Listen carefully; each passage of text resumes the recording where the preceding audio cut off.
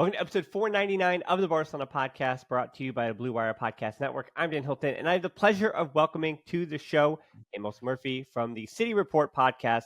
And I am breaking my own policy, by the way, of recording shows about new signings until they've been completed. Because, well, Joao Cancelo does seem pretty close to Barcelona, and I'm going to be going away for a few days. So this is pre-recorded, and hopefully by the time it hits your ears, the cover art is Cancelo holding up that Barcelona jersey. That would make it easier for everybody. Or if he didn't and he went to Saudi Arabia, well, then hello to our new Saudi Arabia fans, because that's the only reason you'd be listening to this podcast. Or, maybe I just want an excuse to talk to Amos again.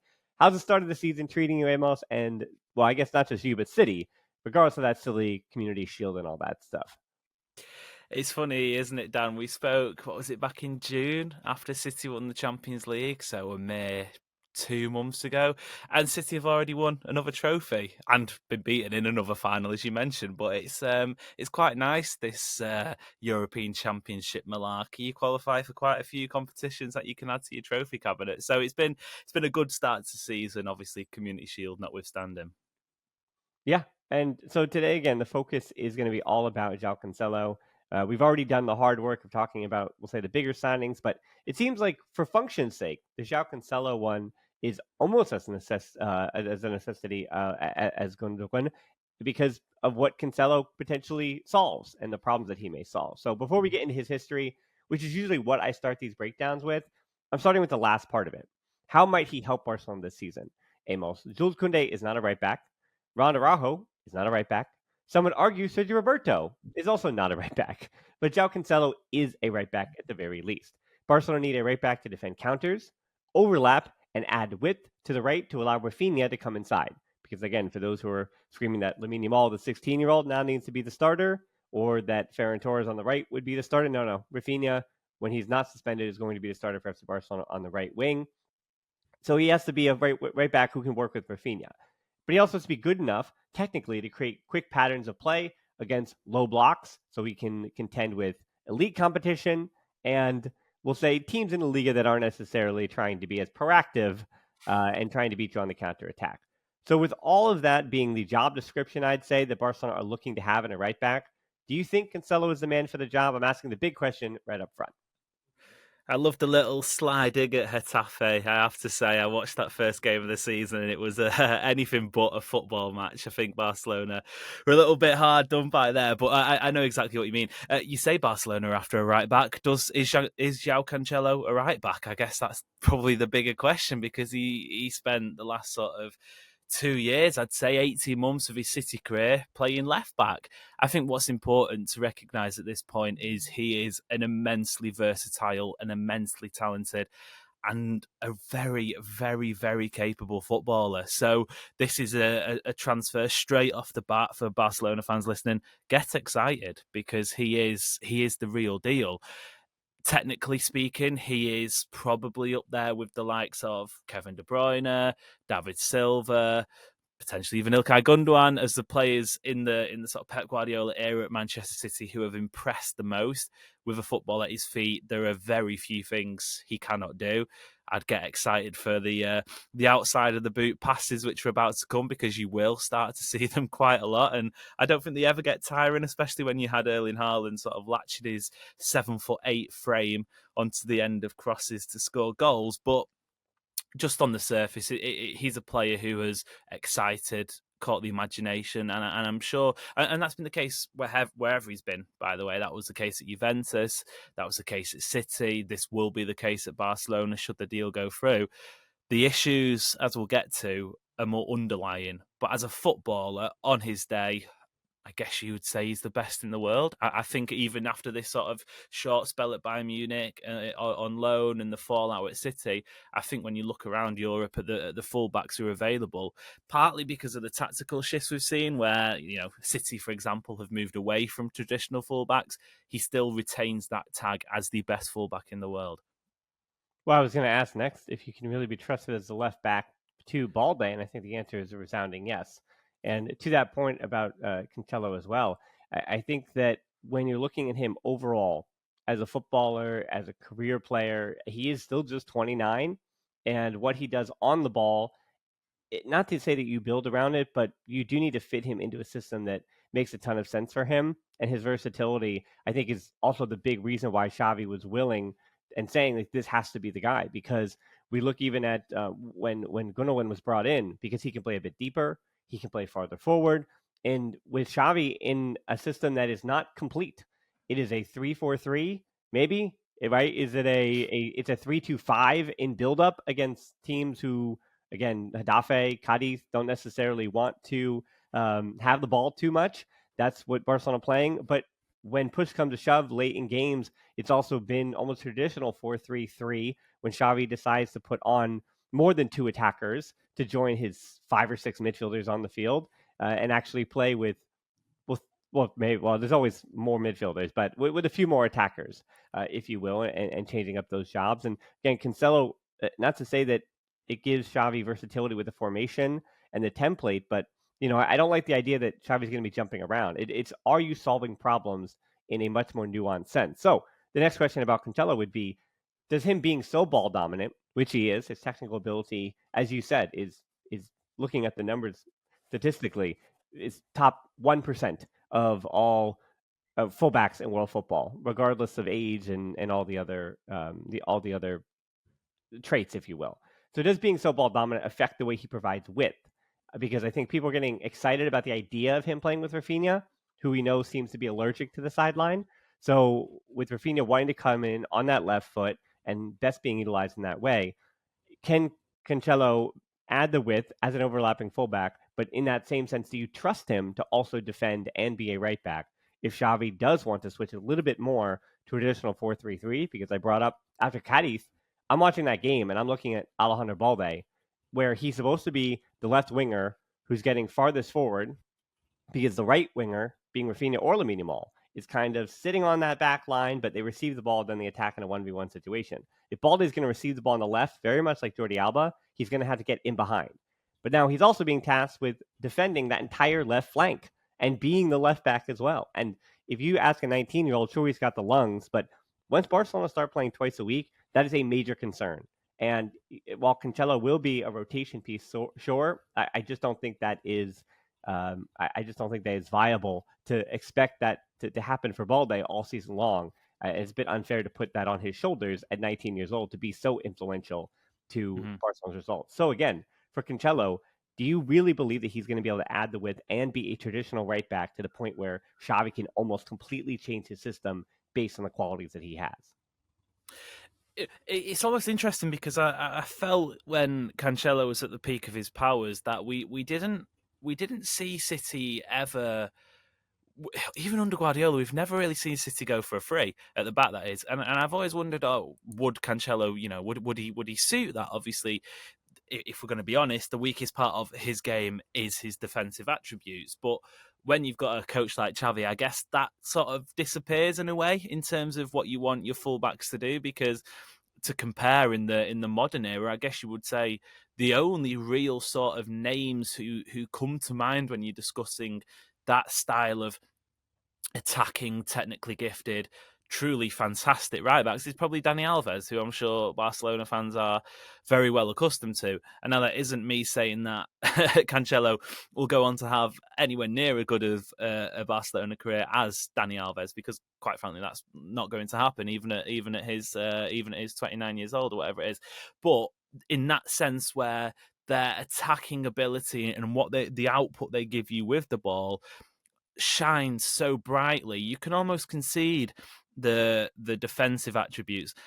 The issue for Barcelona and the issue for Xavi will be how they consolidate that behind him. And now, obviously, ter Stegen's a fantastic keeper. I really like Christensen. I think he's a really good centre half, and there's a few other bits and bobs in there. But when we were speaking last time, Dan, about the addition of Gundogan, my sort of my warning was he's not a defensive midfielder. He can't do that job on his own. And obviously, Oriol Romeo's come in, who is a shrewd signing, but I think even the most sort of ardent supporters of him will say he's not a world beater. There is still room for improvement in that position. So I would fear perhaps in the transition, because we know Barcelona likes to dominate possession. That's the way they'll set up under Xavi. But there is always that fear. And one game, listeners, if you remember it, would have been City going to Liverpool last season at Anfield, it was a tense game, a tight game. City had a goal ruled out in the second half, back to 0-0. And I think Salah scored with 15 minutes to go or 10 minutes to go or something like that. And it comes from a City corner in the sense that the ball's whipped in, Alisson maybe collects it and then springs a sort of a looping long ball to the halfway line, and Cancelo's caught underneath it, rabbit in the headlights, doesn't particularly know what to do with it. Salah bursts in behind, gets a shot away and scores a goal. And that wasn't the first time we'd seen Cancelo almost get done 1v1 in those situations. So I would be lying if I said there wasn't a fear, perhaps defensively. There are moments where his concentration goes missing, but you balance that out with what he can bring to a side when he does have the ball. And especially with Lewandowski, he needs no invitation to score goals. Stick Cancelo in there, who is not only one of the best creative defenders, but one of the best creators in Europe. I think 21-22, the 21-22 season for City, he got in the Premier League Team of the Year, and just some of his numbers were ecstatic. You know, they were rivaling some of the continent's best wingers, let alone fullbacks. So if you can get him back to that level, I think Barcelona have a real gem on their hands. Because I guess one of the criticisms from the La Liga win last year was the fact that Barcelona were winning a lot of games 1-0, 2-1, sort of grinding games out. There wasn't really that flair. Add Cancelo into that, I think you're going to have a much more exciting build-up, a much more exciting team, and certainly score a lot more goals.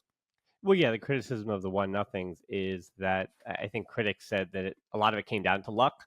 And when goalkeepers like Ter Stegen are having career years, you do say, oh, there must be some kind of luck element. But it's funny because then the inverse happens when, again, that game against Cadiz, because I reviewed it myself, but this is also the first podcast with the guest after that Ledesma completely stands on his head and looks like one of the best goalkeepers in the world. But also, I look at his numbers for Cadiz, and Ledesma is the main reason why Cadiz are still up in the first division. And mathematically, he is one of the best goalkeepers, not only in Spain, but mathematically, he's like top 20 in world football in just those countable metrics as to what your goalkeeper provides to you, as was Ter Stegen. So they were both quite up there. And we'll talk actually about goalkeepers and their roles later at the end when we talk a little tactics. But yeah, going back to the career prospectus, if you will, for Cancelo, it's again not bringing up red flags here, but green flags, red flags. It seems like everywhere because he got his start at Benfica, big club obviously, so comes up with a lot of expectations. But Barca fans, I think, likely remember him at Valencia, which is where I know him from, which is where I watch him plenty, from 2014 to 2017. And what's interesting about the Valencia years is just how bad he was in 2016 and 17, which is a long time ago. He was still 23, 24 at the time. But that season, he made a ton of defensive errors, which are, again, some of the ones that I remember. He also feuded with his own fans before he left, the first time he got to do that in his career.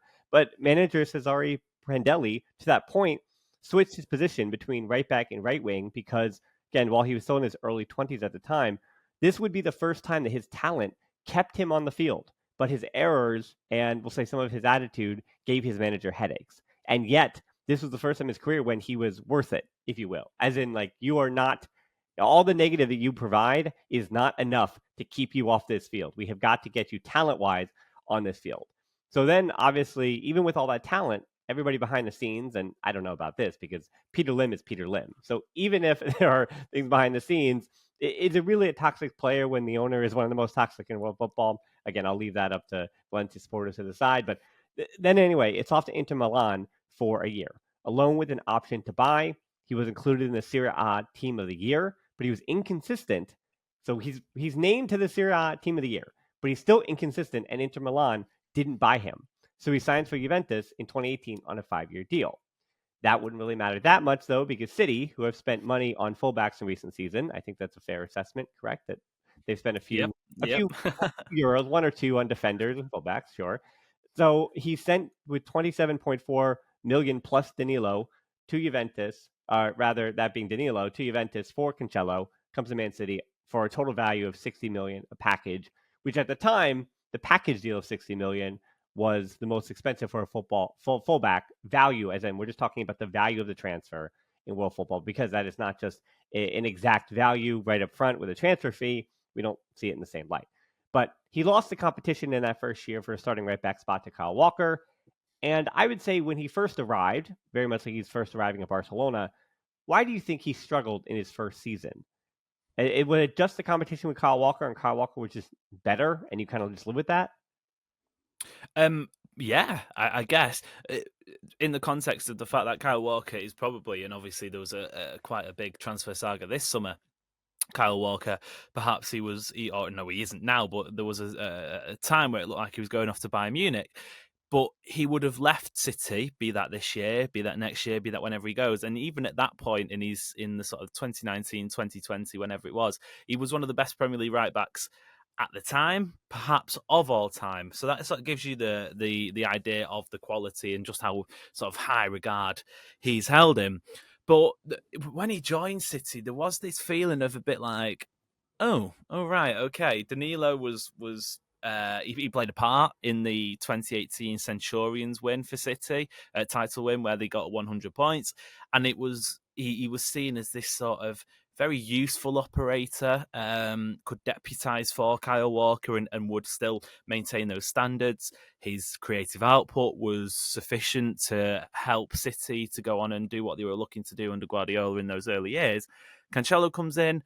Obviously, like you say, he'd been a bit of a journeyman up until that point. There had been talks about his attitude. Obviously, his spell at Valencia was marred by, well, quite a circus, both on and off the pitch, but managed by Gary Neville at one point as well. Gary Neville, for people who live in England listening to the show will know this, but Gary Neville is a high class pundit in the UK. He's part of the Sky Sports coverage, and he was berating this new signing City have spent money on, like you say, the most expensive fullback ever. Why on earth have they done it? When I was managing him, he was awful, and I think actually Manchester United had passed up the opportunity to sign Cancelo. I don't know if it was on the word of Gary Neville, but certainly sort of wasn't impressed with him at all. So there were certainly some question marks about it. And even in that sort of first early period at On City. the point of Gary Neville, very much like Ronald Koeman, when those two speak about their time as manager of Valencia, I don't know why they bring it up. If I was those two, I wouldn't mention it. I wouldn't say it. I would just say I wasn't really doing much. If you're Koeman, I was like I was on vacation from 2007. And if for Gary Neville, the same thing. Like I had that gap year. I was exploring the rest of Europe, enjoying Spain. Clearly not speaking almost any Spanish at all, and he's admitted that when he came to Spain. I don't know. So it's just like, to me, with Gary Neville talking about any players at Valencia, he maybe, even if he's right, two wrongs don't make a right in that season. I don't know. That's what's yeah. Yeah, it's like when employers ask you for gaps in your CV and your employment history, you should just completely scrap it and say, "Oh, like you say, I don't know what I was doing." Phil Neville as well, but that's a completely different issue. But yeah, when he arrived at City, it was a bit underwhelming. He played. He didn't make that instant impact, and I don't think anyone really expected him to. Being honest, I sort of, when he arrived, I thought, okay, he'll be gone in 2 years, because that's the sort of transfer it felt like. It felt like it was just a stopgap. This sort of European name who's been around the circuit for a little while, a Real Madrid would come calling or something like that. But obviously, as we'll move on to now, he blossomed into, I don't think anybody would ever imagine it. Over 150 appearances for City. It was crazy that his glow up, considering what had come before it. Yeah, so yeah, that immediately we follow up with things got much better for him in year two, and he seemed to get really comfortable as an inverted right back, helping with build up, stepping into the midfield, gets himself named to the EPL Team of the Year, and so quite simply, yeah, in 1 year it all turned around. What made those the best of times for Cancelo?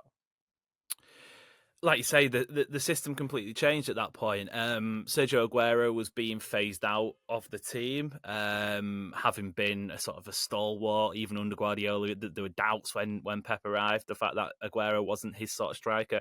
Gabriel Jesus was signed early on, and it looked as if he would be the man to take up the mantle, but Aguero stuck about. But by 2020, obviously injuries were starting to catch up with him, and Cancelo just sort of goes on this absolute tear of performances. And productivity wise, I'm not quite sure if it was his best season, but he didn't light the world up in terms of getting an assist, getting a goal every other week. But just the consistency, and at this point, City were establishing themselves in Europe. That this was the first season they reached the Champions League final, so he just brought, I don't know, I guess a different a different dimension on that right hand side. Kyle Walker for so many years had been that bombing down the right, cutbacks into the centre forward, working alongside someone like Raheem Sterling, Sergio Aguero in the box finishing. But as City transitioned to the more false nine formation, and Ilkay Gundogan, funnily enough, probably City's best player of that season, dropping down from the centre forward position. He scored something like 20 odd goals in that campaign for City. So it just sort of shows you how more dependent they were on other creative assets, and it allowed somebody like Cancelo to step up and really shine.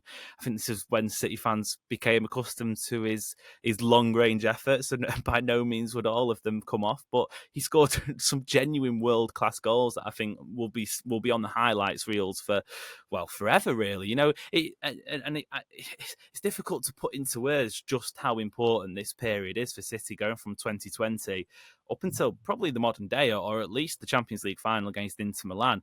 This is when we really start to see City go from a team who have won a couple of trophies under Guardiola to one who are regarded as the best in the world. Obviously lost the Champions League final that year, but City's Premier League title consecutive run, is still unbeaten from this season. So he really did stake his claim and made himself almost undroppable towards the end of that season. Well, we're going to go ahead now to we'll say the negative aspects of all of this, and it's off the field stuff. Because Xavi, so far in his career, and we've seen, he has a locker room that is quite young. He has a locker room that last season also was quite long in the tooth.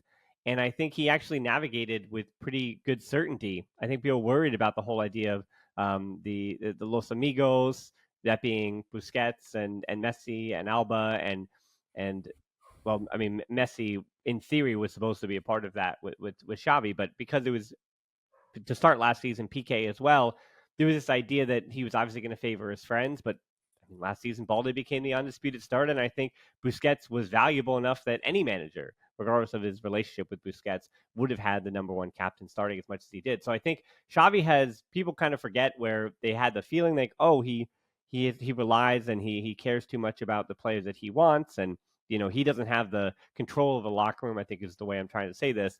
But now it seems like this season there is very much a kumbaya. As much as Lewandowski is Lewandowski, big personality.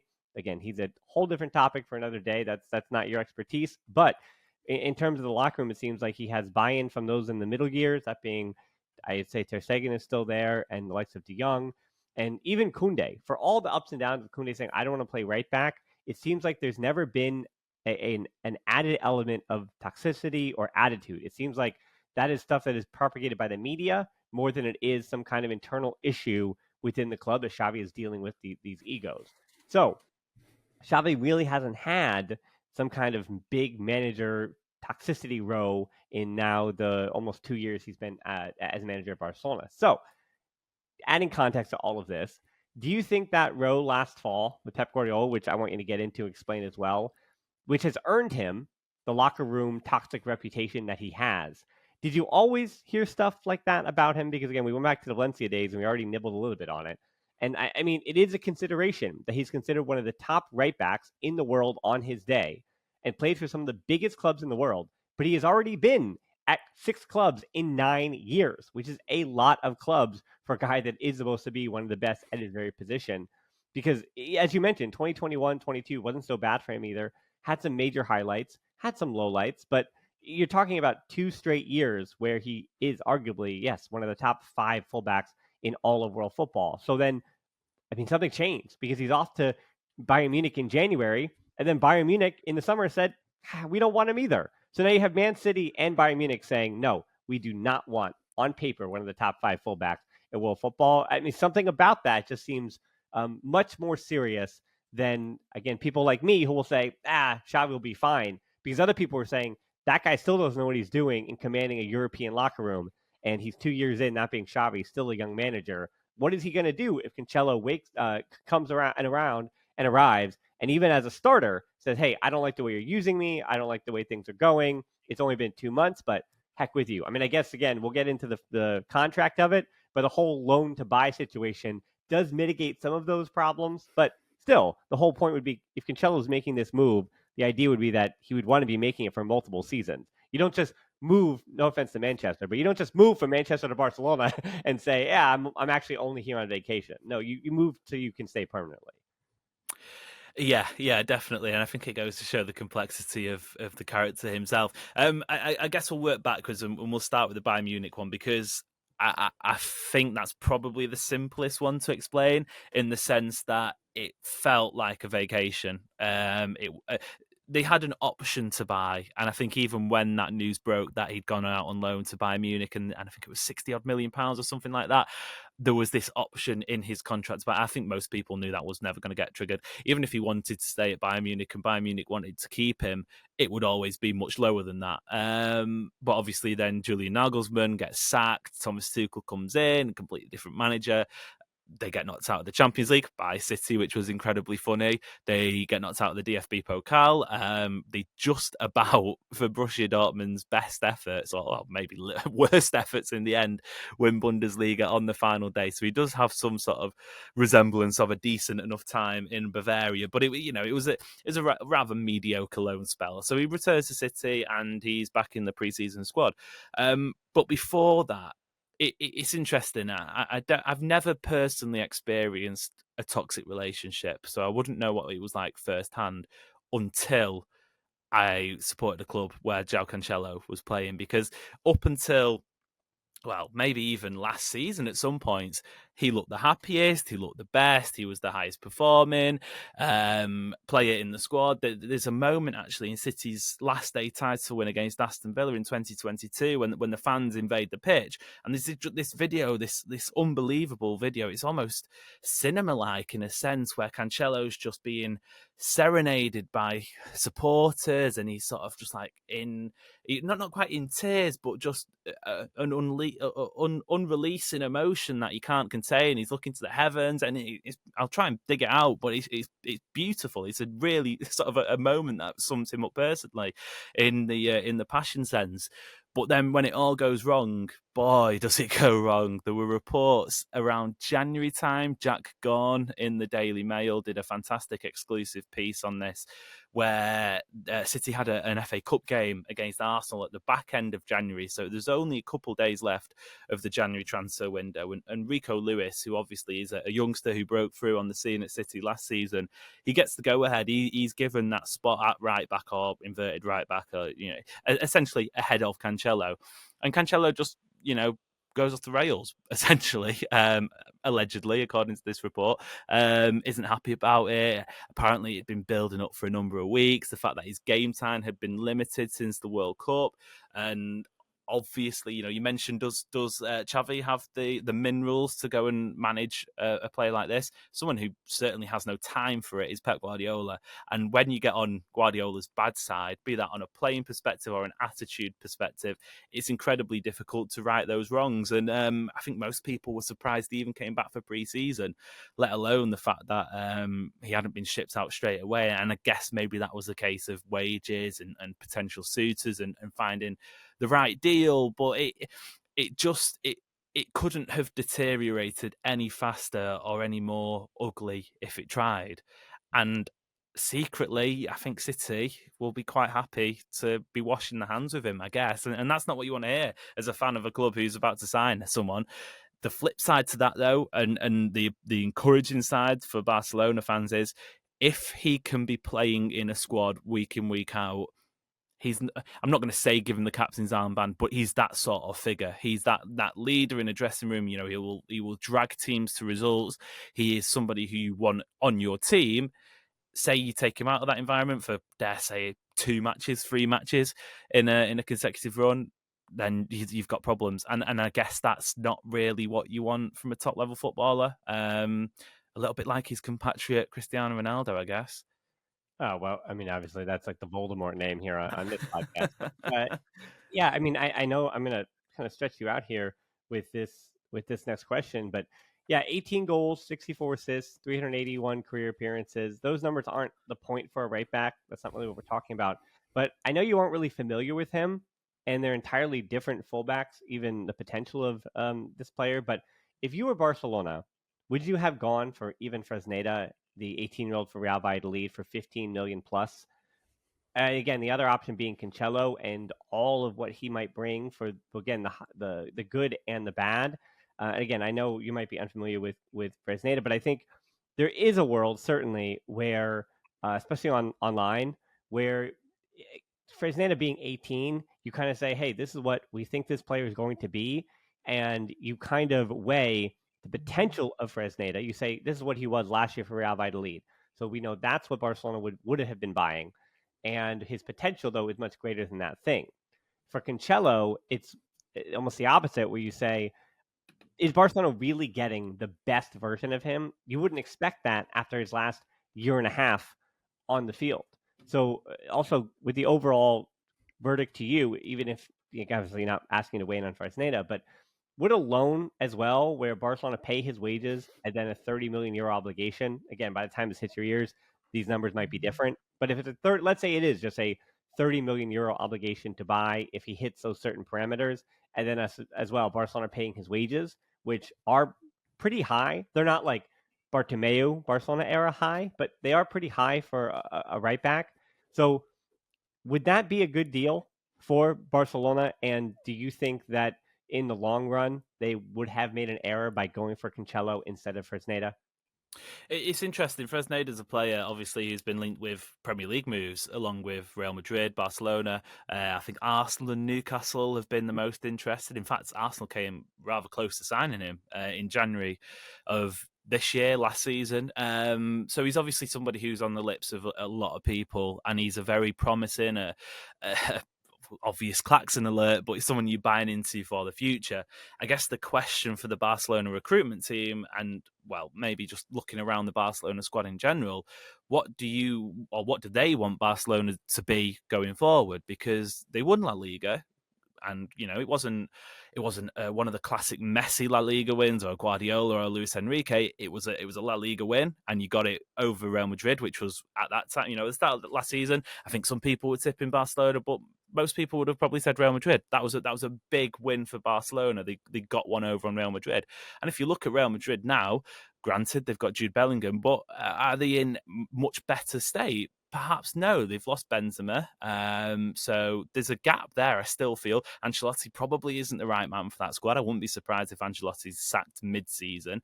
Obviously, it's likely he'll probably be replaced in the next year or two. So I guess the question for Barcelona at this point, to go back to it, is how do we build on that La Liga win? Because yes, Fresneda would be a fantastic signing, and in 5 years' time, he could be the Cancelo of the next decade. But right now, back in the Champions League, 2 consecutive seasons where Barcelona have dropped into the Europa League. To put it frankly, that's not good enough, and Xavi will know that has to improve.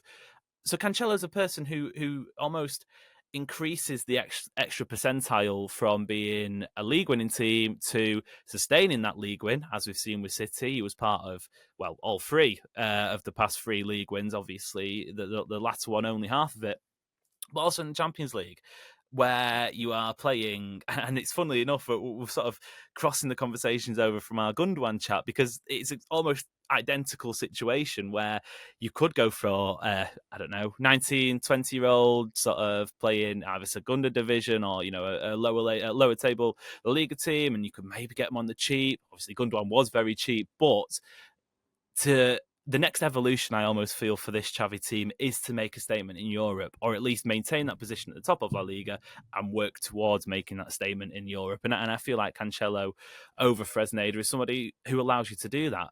The ideal world, obviously, you get both of them in and one shadows the other.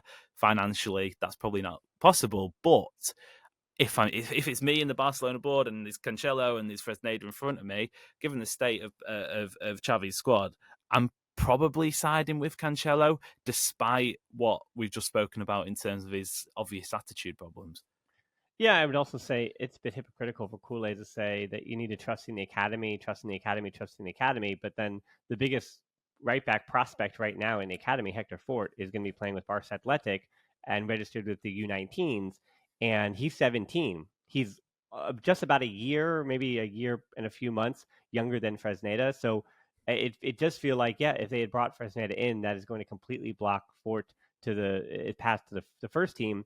But it also brings up, I think, what Barcelona's new we'll say, academy and transfer policy is, and that is with grabbing Noah Darvish from Freiburg to grab as many young talents as humanly possible that you can. And some will work out and some will not. And not to the point of Chelsea, but almost to the point, we'll say, of Man City. Man City doesn't necessarily go out and purchase all the highest quality 16 to 18-year-olds in world football for their academy, then sell them later. That is not City's business model because obviously, quite frankly, Citigroup don't need that to be their business model. But we do know that their business model has something to do with Girona and cultivating some of their talent at Girona. And then potentially, I mean, looking at some of those moves that they've made, whether it's Angel Herrera or even Alex Garcia, I mean, those aren't necessarily gigantic transfer coups for City selling all those players off eventually. Again, also with New York City FC being the same thing and whatever. You get the point. But yeah, in the case of Fresneda and blocking Fort, you don't want to put all of your eggs in the basket of a 17-year-old who's in the academy. But in the same way, if Barcelona are really sold on this kid in Hector Fort, the way that they were in Balde, the way that they were in Gavi, the way that they clearly are in Lamine Yamal, if they feel like this kid is next, then you're only talking about maybe bringing him up a few times, very much like Rico Lewis. You bring him up a few times next season.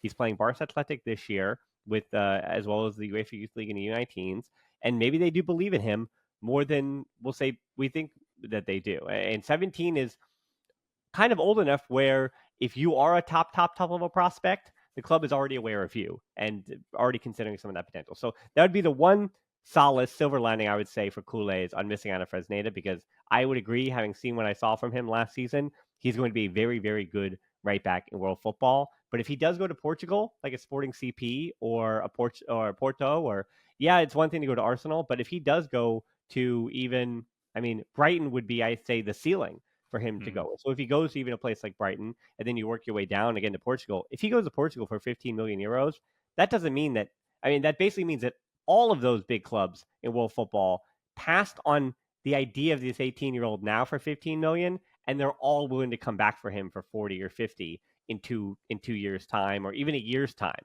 So that tells you what maybe all these top level clubs are agreeing that Fresneda isn't at the moment, which he's 18. He shouldn't be expected to be that at the moment. So anyway, let's now transition to the last little segment here, talking a little bit about tactics. I think people really love these segments, and especially Amos, I have you on, I have your time, but I'm going to use it wisely because statistics reveal right now it's not just Ter Stegen and Xavi's Barcelona. Even Ederson playing for the control, every variance, Pep Guardiola, the way he likes to control everything. And you and I said this to you before we started the show. When you have managers, again, I bring up Brighton as well, and Fluminense that our friend the purist football have worked on. Those clubs are truly the ones that are kind of breaking new ground with some of those tactics and trying things, because trying things matters to their success. They have to try things to elevate themselves up the charts and up the standings. But a club like Man City, once Pep Guardiola adopts, we'll say, these new in vogue football ideas, well, then it becomes the norm. And then everyone kind of says, okay, if that's what Guardiola's thinking, well, that's maybe where football is going. And he's become a tastemaker, and he's earned it as one of the greatest managers of all time. But it also seems like even Guardiola, who controls every variable, he is having his goalkeeper in Ederson hoof the ball up the field a bit more and a bit longer, very much like Ter Stegen did last season. And that's, again, a small sample size, at least for the first few games. But that does also have something to do with the pressing. Top teams not only have the elite ball players and possession players, which, again, you're dating back to the greatest era of Guardiola and Barcelona, but now in world football, they also have the elite players in transition, i.e. Man City. Man City has both some of the best possession and ball dominant players in world football, but they also have these elite players in transition, including the likes of, obviously, Erling Haaland in the middle. Now, I do give some credence to more teams who are overmatched playing a zonal marking system with 5 at the back, very much like Barcelona just saw against Cadiz, right? Forcing teams like City or Barcelona to put 6 players forward to create a numerical advantage, put 6 on that front line to contend with that back line of 5, and also to create some width. So both City and Barca, we're seeing, are employing a 3-4-3 to create a lot of width out wide. The difference with City and Barcelona this season is that Barca, as I already said, is putting it all on Balde and the width-wise flawed Rafinha, while City are relying on Foden, Grealish, Bernardo Silva, none of which are truly natural wingers, which again is an interesting wrinkle to this. And against Newcastle, it was interesting to see Gvardiol as the left back next to Diaz and Akanji, with Walker being the right back. Also, the fact that Pep didn't make any subs. This might be a different discussion point, but he didn't make any subs in the 1-0 win over Newcastle. That was pretty wild to me. Again, that's a different topic, or maybe it's concerning. I don't know. I know that De Bruyne and Silva are out, but 0 subs is certainly something. But yeah, I mean, when you're looking at Guardiola being the tastemaker in world football and tactics, what do you think Guardiola's positional play and I guess we'll say kind of adaptation into a little more verticality coming from his goalkeepers? Is that how this is going to continue to evolve in 2023? It's fascinating. It truly is. Obviously, last year, Guardiola shocked the world almost when he reverted to, I think it's safe to say, like an almost 1930s style WM formation, which he had sort of unearthed from the Middle Ages almost, and obviously big man up top, Erling Haaland, and sort of playing a formation that hadn't been seen for the best part of 100 years to go on and win the treble and win the Champions League. There was just a beautiful irony in that. Obviously, we put Guardiola down to his football purist, and even he said at one point, I have my wonderful defenders. They love to defend. That's what won us these titles, which was fantastic, and perhaps maybe a sign that things are changing.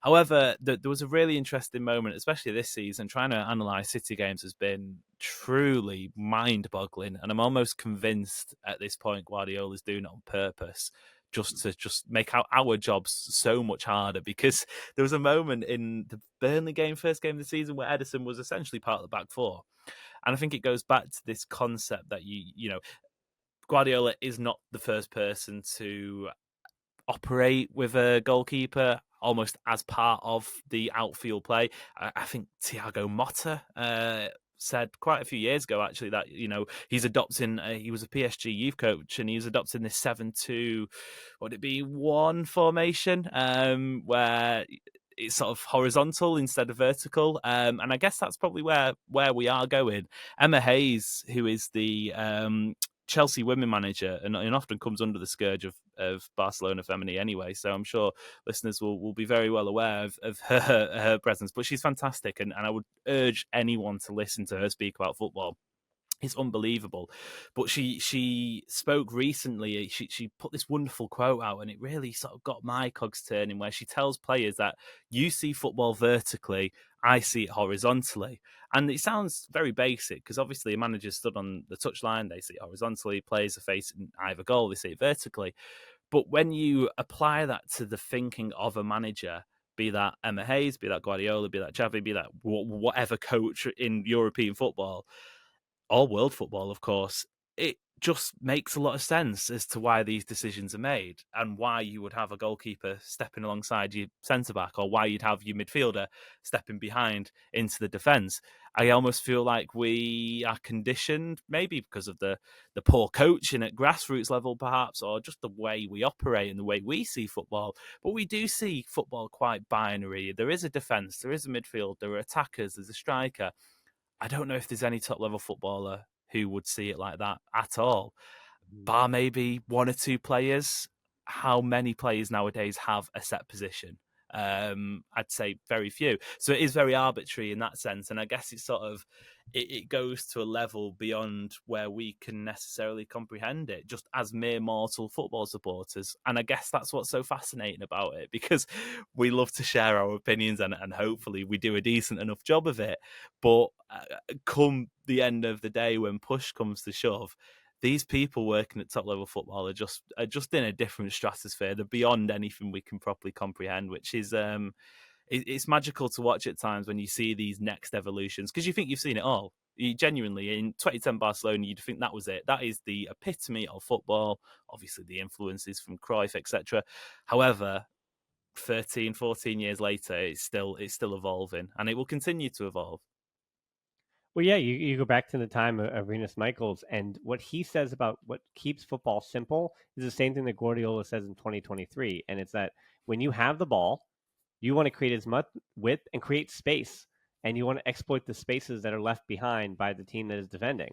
And when you don't have the ball, you want to create not even narrow space, you want to restrict the space that the opposition has, so they don't have those same spots to exploit you. And that is what makes football so simple. And to your point about Guardiola going back to the WM of the 30s, football tactics as well seem to be what is that? The infinity symbol, a lemniscate, if you will, right? And that's what it is. It's just you continue to go around and around and around, and once you feel like yeah things have gotten a little bit too possession heavy in world football, then we saw after what I always think of the 2014 World Cup when even though those are international sides, I'm watching and I'm like over half of these teams, like 75% of these teams, are just sitting in medium to low blocks and then wanting to counterattack. And yes, obviously international play, talent disparities do create those kind of situations. And obviously knockout competition is a lot about being more defensively sound and just getting the one result you need to and suffering in any way. I understand that, but you just felt like teams even going into that tournament were saying, this is our identity, this is who we are. And that was a direct reaction to the success of Guardiola's team in the same way that now you look in the championship may have a reputation, but now you look at center backs around the championship and their ball playing abilities. Again, that is kickstarted by the last 15 years, where the methodology of football has become well, goalkeepers, center backs. There are going to be managers who just want you to be shot stoppers if you're a goalkeeper and just do your job that way, and those exist. And then there are going to be managers that are saying, hey, you're basically, as you just said, you're a ball playing center back who has hands that he can use in his box. Like that is what you are now. Good luck as a ball playing center back goalkeeper. Yeah, do your thing. And they almost concede that a lot of the times you'd have the perfect goalkeeper if you could do both. But a lot of times we almost have to put these players so that we conceptualize them. We have to put them into these different camps, right? So Ter Stegen, what is he? Oh, he's not a shot stopper, even though he does that to a tremendous degree at the top level.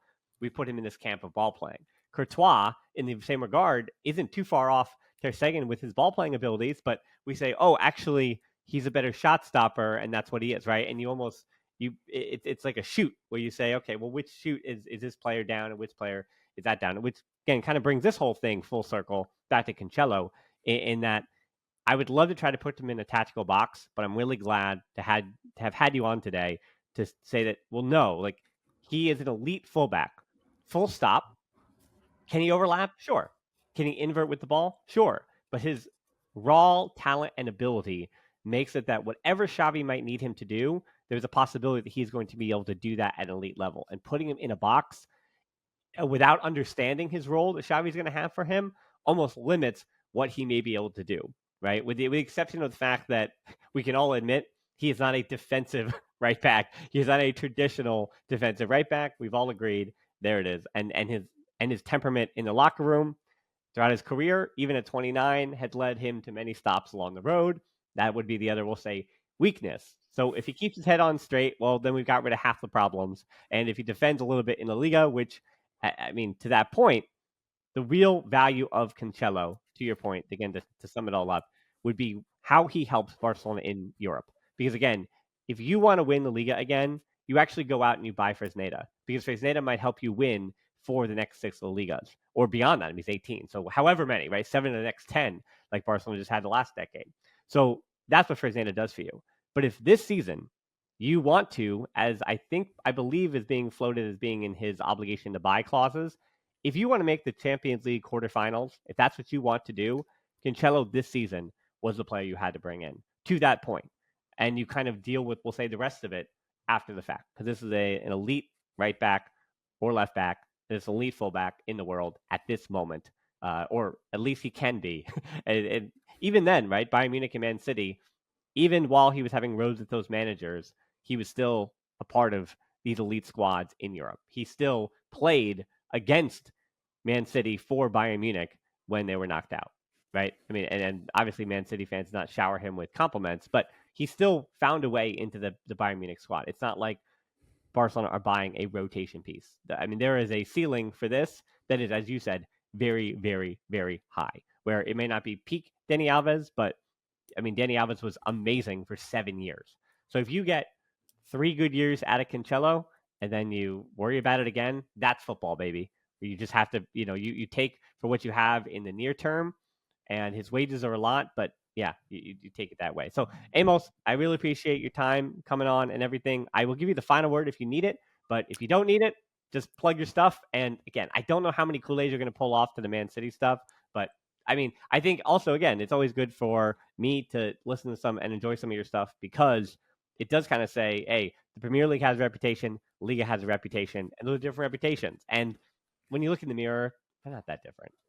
No, we're all the same deep down, aren't we? I guess my final word will be Cancelo is whatever you want Cancelo to be, and I think he'll accept that himself. He's a truly fantastic, wonderful footballer, and to make a weird analogy, I feel like a dog owner giving away the favourite dog who just wasn't right for the family. A new baby's come along, and you have to say goodbye. I truly, truly, truly hope he finds home in, well, it's not Camp Nou anymore, but eventually Camp Nou. I really hope he finds success with Barcelona because he's a wonderful, wonderful footballer. He's just got to watch his attitude, but I wouldn't be the first person telling him that, I'm sure. Yeah, I don't think so. I think that's part of these conversations right from the get go, especially because we didn't even bring up the fact that his agent is Jorge Mendes, who I think certainly would he be coming to Barcelona if not for the relationship between Mendes, and he's got a few clients in that Barcelona squad already, in the likes of Ansu Fati, and then you look at Joao Felix and some of those names. Again, those are problems. Hopefully, I don't have to worry about till next week. So we'll talk about those next week with the end of the transfer window. But again, for now, I want to thank Amos Murphy for coming on the show again. And as always, for us, Twitter, Instagram, TikTok, Facebook, Patreon, YouTube, merch store, you know where to find us. Most importantly, thanks so much for listening to the show. Until next time, we'll talk to you soon.